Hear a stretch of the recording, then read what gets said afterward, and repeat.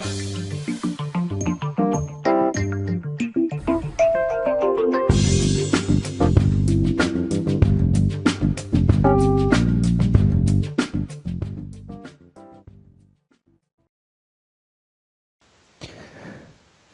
my name is Dejan Boshkov, Grandmaster from Bulgaria. Today we shall talk about the active kings. Usually we are told that the kings are getting active only in the endgame, but there are some exceptions, and this is what we are going to see today. The first example that I would like to show is the game, very famous game, Nigel Short playing as white against Jan Timman from the tournament game Tilburg 1991. The first impression from the position is that white is very active. His queen on f6 is already threatening the black king. His rooks have already occupied the only open file, and also his knight is quite active. The pawn on e5, the pawn on h4, they are already to support the attack. However, there lacks the final blow. The problem is that even though these pieces are active, they cannot really strengthen their positions. For example, the rook from d4 has to defend its colleague on d7, so the move rook f4 is not possible. The rook is simply hanging, so this will be a huge blunder. And also moves like knight g5 to strengthen the attack against the pawn on f7, they are also not very nice, such moves. So this means that white has to find some way to upgrade, to strengthen a bit further the position. One such thing will be to include the pawns with the idea that if black takes, then h5 and h6 is coming. However, this has the drawback that the knight on f3 is hanging, so this is not still working. What else do we have here?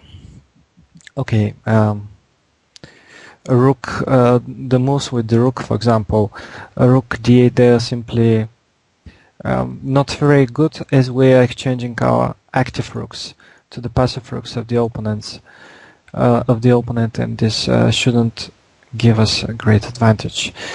Which means that we need to find some better way in strengthening the position. Short came up with a great idea. He played the innocuous looking move king h2, just like strengthening the position of the king, just like he is going away from some random checks from the back rank. However, he had something else in mind, a very, very tricky way to deliver mate to his opponent. Now, one thing about this position, very important, is that black cannot really grab the pawn on a4, as after that he loses control over the diagonal, and the g2 pawn now is not threatened. So knight g5 is already threatening the pawn on f7. Queen c6 will be answered with f3, and the next move will be inevitably rook takes f7, and this will be mate in 2. After that, queen takes f7 and queen h7 mate, which means that black cannot really move his queen. And he just made a passive move. He played something like a semi-waiting move, rook c8, waiting to see what will happen. You're about to see what is going to happen, but first let me tell you that the most stubborn defense here would have been bishop c8, trying to force white to exchange the rooks. However, in that case, Short was planning to win in another spectacular way.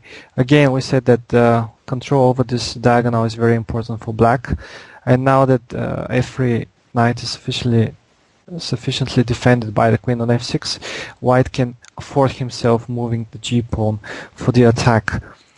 The main line, one of the line, goes bishop takes d7. This is the tactical justification of the idea. G takes h5. The idea is h6 and queen g7 mate, which means that black is forced to take that pawn, but then he is getting mated in a forced way by using the rook on d4, which means that his only chance for black after g4 will be to go back to b7. And indeed, this is a very tricky position. In fact, black is not totally helpless, and white now needs to be very, very careful and precise to show the winning lines. Or yes, except for bishop b7 after g4, he can he can first take on g4, except on taking on d7. So h takes g4, knight g5. Again, the threat is against the f7 pawn, and again bishop takes d7 is losing because of this time because of h5. Again, the same idea, h6, but with a slight difference that after g takes h5 there is queen h6 coming and queen h7 mate. This time the knight and the queen are cooperating in the best possible way. If in that line after knight g5 black counterattacks threatening mate on g2, white can first play f3, and after gaining this tempo take the pawn on f7, and now he will be the first one to mate.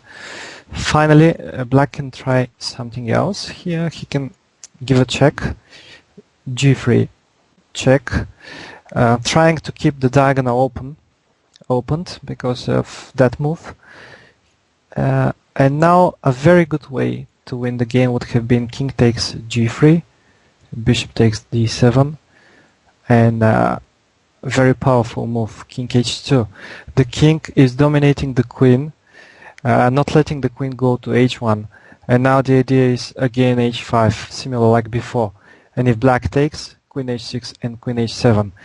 This idea was shown by Jonathan Spillman. It was a very beautiful way to finish the game as well. What else does black have here after g4? Yes, he can return with the bishop on b7, attacking the knight on d3. Now rook d3 seems like the best defense, but this is sufficient for win. For example, h takes g4, h5, the same idea, we have seen it before. Now it is again working. Black king is getting opened. Check, check. White is clearing the pawns. One more check. Let's say king h8. And finally, the other rook is going for the open g and h files. The threat is queen h5 check and rook g4 mate, and black cannot really avoid mating. Sorry, not with this one, but with the other one. For example, queen takes f3, check, king g8, and now there is no need to take the queen, but it's better to give mate. Finally, we go back to the game in which black played the semi-waiting move, rook c8.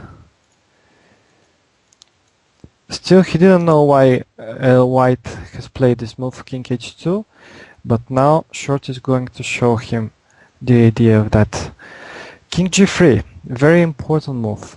Know that almost all the black pieces are paralyzed, and this matters very much for the idea to become true. This is decisive in that case. So black doesn't have any threats, and white can calmly bring his king to the attack. That king is going, in fact, to the h6 square. It's a great route for the king. The king is going to h6, and then queen g7 mate will be coming. Note that black cannot really stop the opponent's king by playing king h7, because in that case the f7 pawn will fall, and it will be nevertheless mate. So rook e8, he went back, king f4. Now he came with the move bishop c8, but this was already too late, as after king g5, Timon found no way to prevent the mate. For example, bishop takes d7, king h6. Finally, there are no checks from the black pieces, and queen g7 mate is inevitable. Or another line that is very convincing in case of In case of king h7 now, apart from taking the pawn on f7, there is also a very nice way to finish the game with the king and queen switching the places this time, and queen g7 mate is inevitable. In this attack, in this spectacular example, Short has used his king to attack and to deliver mate of his opponent, coming from g1 to h6, and the win is so beautiful because Black had all his heavy pieces on the board as well as a bishop, and nevertheless he could do nothing to stop him.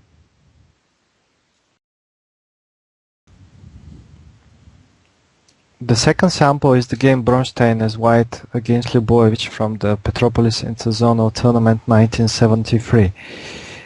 White is attacking, but for the time being he is an exchange and a rook down, so this means that if he cannot really deliver mate, he is going to lose the game. Now he is checked, and he needs to answer the question where exactly to go with the king. The most obvious, the worst place for the king actually is going to be the d2 square. Then in that case Black has the time to demolish one of the very important attacking pieces of the opponent with knight takes b3, a takes b3, and after h5 it seems that he is going sufficiently to defend the king. The point is that after knight takes d5, queen d5 check is very important intermediate move, and now if the king goes to the e file, then queen takes e5. The queen is coming closer, and the king will be sufficiently defended after that by this powerful piece. And if the king goes, the white king goes to the other direction, then rook fc8 is strong, king b1, queen d3, and now the queen from d3 is joining the defense either with queen g6 or queen h7. In case of queen h5 there will be queen h7, in case of bishop f6 king g8, and one of these moves Black is going to defend himself and probably win the game.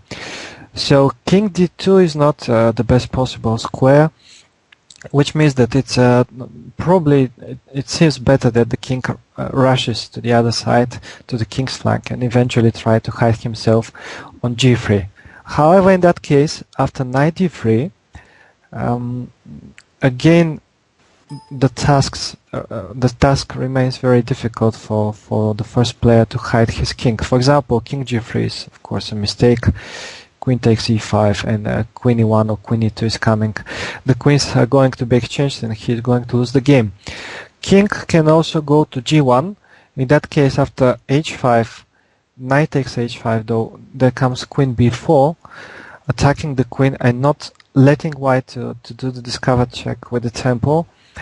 Actually he has one discover check, this is knight f4, but it's not sufficient for winning the game, as after king h8, the threat queen e1 check is very unpleasant. It doesn't give time for white to play queen h6. He has to take on d3, and after the exchange of the queens, Black is out of danger already. There are no queens on the board, there is no mate, so he can play something like, for instance, a5, a4, and he has two exchanges extra in the endgame. It's a double-edged position, but Black is out of danger.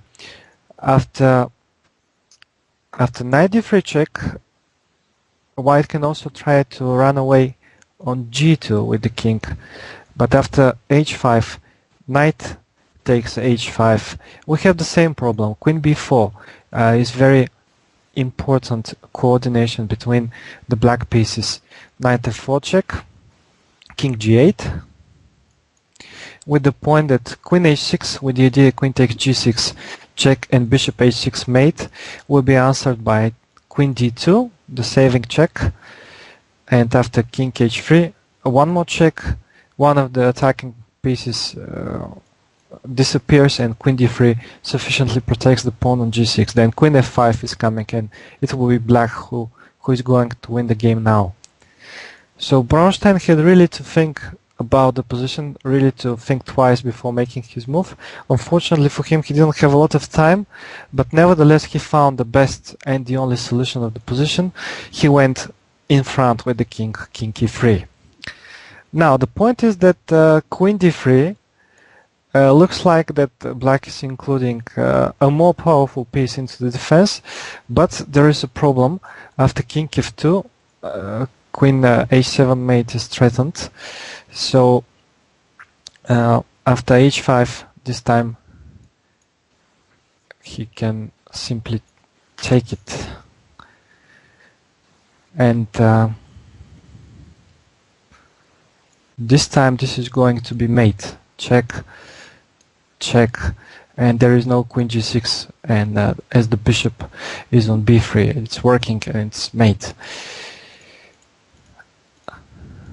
Black can also try in this position after king f2 knight e4 check, but this is not sufficient, as white is simply going to take it with the pawn, and then little by little he's going black is going to run out of checks. Let's say h5, and this time queen g5 and queen h6 mate is coming, which means that after king e3 the checks that black is going to give, they just give enough power for the white pieces to go even further in front.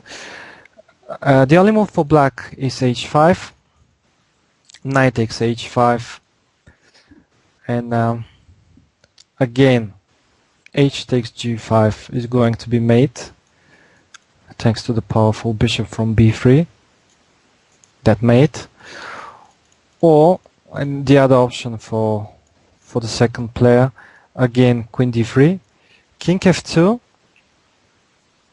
knight e4, g takes h5, g takes h5 is going to be answered by bishop f6, check, very similar like before. Again, there is no the resource queen g6 thanks to the powerful bishop on b3, and king h7 is going to be answered by this mate. What Lyuborovich did was that he sacrificed his queen for the super important bishop on b3, queen takes b3, a takes b3. There is no time to grab the knight, as this is going to be mate, either this or like that. And first he gave a check on d5 to cover the f6 square, but now the activated king from e3 went to d4 and won one of the black knights. The rest was not that important. White already has material advantage and attack. But let's see the game till the end. King g7, queen takes g5, rook f d8. e6 took. Again, we have very active king. This time, it doesn't have so much to worry about, as black doesn't have so many pieces to distract him. Rook f8, d7, a5, knight g4, check, king e5, sorry, rook to f5, he took it, queen back on the board, f takes g4, check, king h6, queen took the pawn, rook g6, and after f4, the time trouble was already over, and black finally resigned. In both these samples, the players who won the games use actively their king during the middle game, which is very unusual, but it sometimes happens.